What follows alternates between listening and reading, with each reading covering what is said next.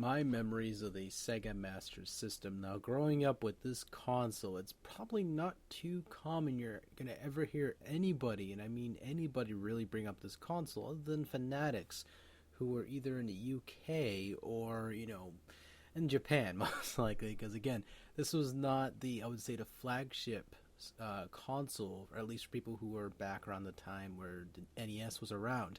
They might have seen it, they could have seen it, but it was out of memory until much later on. Of course, obviously, they could have been introduced as through via the internet or flea market or something wild like that.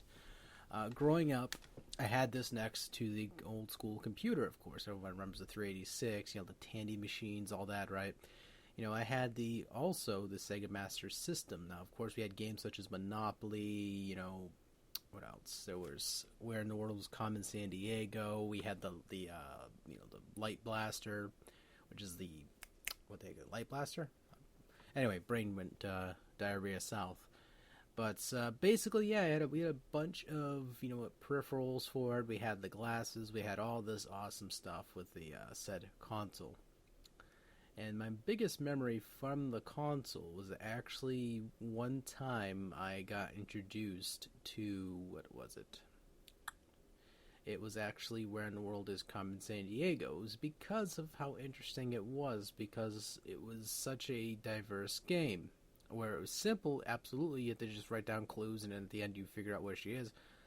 But it was always, to me, entertaining to watch my family play the game, because for them it was the experiences. I always replay it after over and over and over to try to complete it.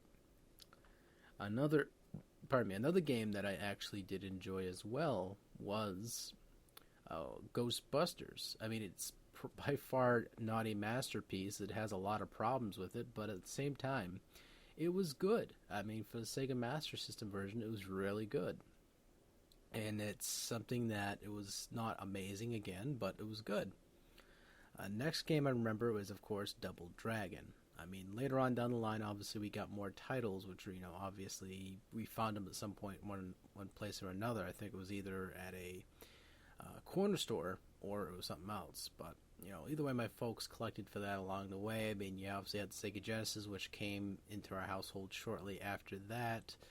But, again, the Sega Master System, to me, I just really enjoyed the system.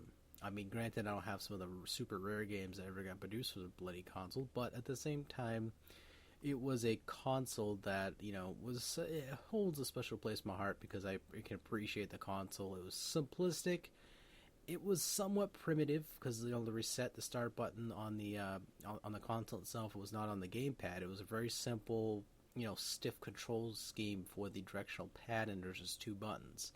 So again, I mean, the console itself, it looks interesting. It's a good console, and obviously it was later on when they of course released the Game Gear, which was actually a portable Sega Master System, which a lot of people probably did not know, or were like, oh no shit, when they found out. But to me, I don't know, it was just an awesome console. It holds up to the test of time, I think, for at least being one of those retro consoles that it had a good library. Well, not amazing by any means, but it had a really good library, and it stood out.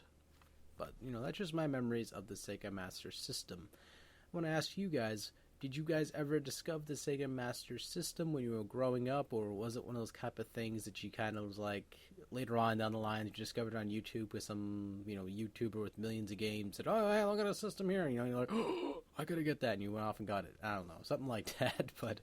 Anyway, guys, take it easy. Thank you guys so much for watching, and touch my nipples.